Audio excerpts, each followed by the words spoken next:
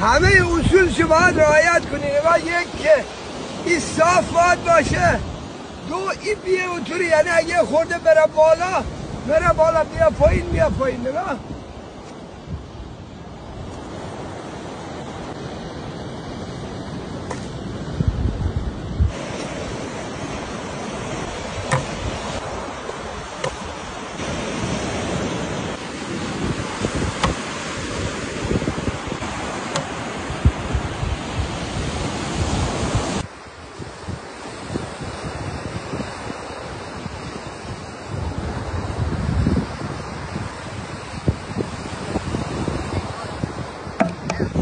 بدونی بره چی اونطوری میشه؟